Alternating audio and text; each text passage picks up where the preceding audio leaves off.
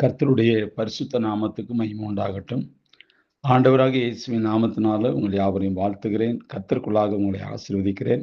கர்த்தர் தாமே உங்களை இந்த நாளிலும் ஆசீர்வதிப்பாராக. பிரியமானவர்களே, தியானத்திற்காக எடுத்துக்கொண்ட பரிசுத்த வேதாகமத்தினுடைய பகுதி சங்கீத புஸ்தகம் 4வது சங்கீதம் 4வது வசனம். சங்கீத புஸ்தகம் 4வது சங்கீதம் 4வது வசனம்.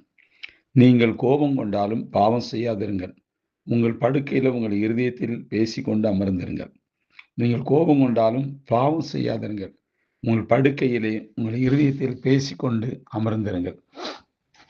பிரியமானவர்களே, கோபம் என்பது மனிதருக்கு வரக்கூடிய ஒரு இயற்கையான உணர்ச்சிகளில் ஒன்றாகும். ஆனால் அந்த கோபம் கட்டுப்பாட்டுக்குள் இருக்க வேண்டும்.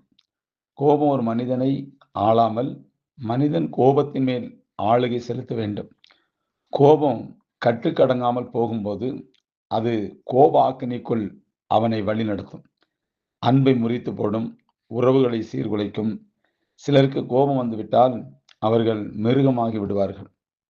என்ன செய்கிறோம் என்று தெரியாமல் கொடிய வார்த்தைகளை பேசிவிடுகிறார்கள். சில தாய்மார்கள் கணவன் மேலுள்ள கோபத்தை மாமியார் மேலும், மாமியார் மேலுள்ள கோபத்தை பிள்ளைகள் மேலும் அவர்கள் காட்டி வீணாக பிள்ளைகளை அடிப்பார்கள். வேதம் சொல்லுகிறது, கோபம் சண்டையை எழுப்புகிறான். கோபக்காரை சண்டை எழுப்புகிறான். நீதிமொழிகள் 15:18.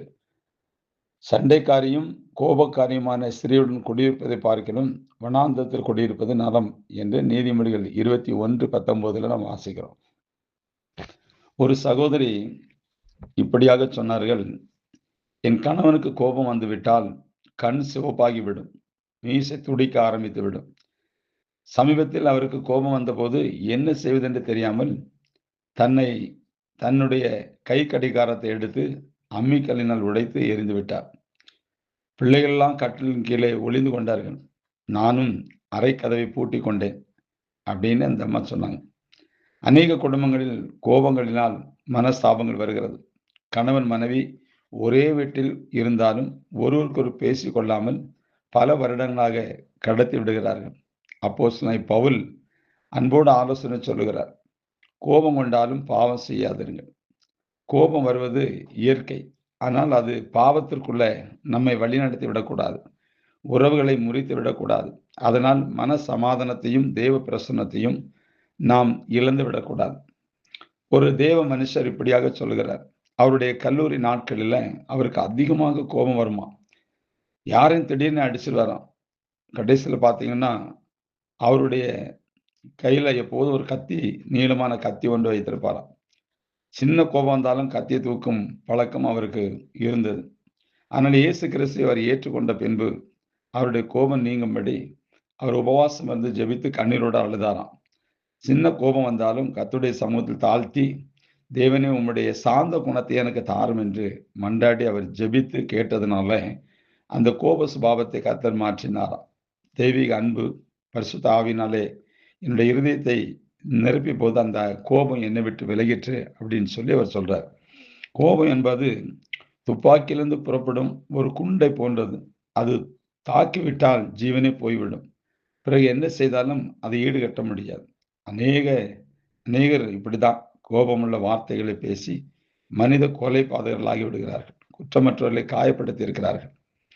கோபத்தை அடக்கும் வழி என்ன? வேதம் என்ன சொல்கிறது? ஏசாயா தீர்க்கதரிசியின் புஸ்தகம் 26வது அதிகாரம் 20வது வசனத்தில் வாசிக்கும் போது, என் ஜனமே, நீ போய் உன் அறைகளுக்குள்ளே பிரவேசித்து உன் கதவுகளை பூட்டி கொண்டு சினம் கடந்து போகும் மற்றும் கொஞ்ச நேரம் ஒழித்துக்கொள் அப்படின்னு நல்ல ஆலோசனை தருகிறது. தேவ பிள்ளைகளே, கோபத்தின் மேல் ஜெயம் கொள்ள வேண்டும். கோபம் நம்மை ஆளுகை செய்யக்கூடாது. நான் கோபத்தை ஆளுகை செய்ய வேண்டும். 1 தீமோத்தேயு 2:8 வாசிக்கும் போது, அன்றியும் புருஷர்கள் கோபமும் தர்க்கமும் இல்லாமல் பரிசுத்தமான கைகளை உயர்த்தி எல்லா இடங்களிலேயும் ஜெபம் பண்ண வேண்டும் என்று விரும்புகிறேன் என்று பவுல் எழுதுகிறார். எனக்கு அன்பான தேவ ஜனமே, இந்த கோபங்கிற இந்த சுபாவத்தை மாற்றுவதற்கு நம்மை தாழ்த்தி தேவ சமூகத்தில் ஒப்புக் கொடுப்போம். கர்த்தர் இந்த கோபத்தை நீக்கி போடுவார். சமாதானத்தோடு வாழ்வதற்கும் உறவுகள் பிரிவினைகள் இல்லாதபடி, முறிவு இல்லாதபடி தேவ அன்பில் பெறுவதற்கும் கர்த்தர் நமக்கு உதவி செய்வாராக. கோபம் நம்முடைய வாழ்க்கையை சரி செய்யாது. கோபம் நம்முடைய வாழ்க்கையில கோபாக்கினிக்குள்ள கொண்டு போயும் மரணத்துக்கு கொண்டு போகும், ஜீவனுக்கு எதுவாக இருக்காது. கணவன் மனைவிக்குள்ளோ இல்லை தனிப்பட்ட வாழ்க்கையிலையும் அது நமக்கு அவசியம் இல்லாதது. அதை எடுத்து போடுவோம். கர்த்தர் அதுக்கு உதவி செய்வார். தொடர்ந்து ஜெபிப்போம். கர்த்தர் அப்படிப்பட்ட நல்ல சுபாவங்களை தந்து வழிநடத்துவாராக. கர்த்தர் ஆசீர்வதிப்பார். God bless you.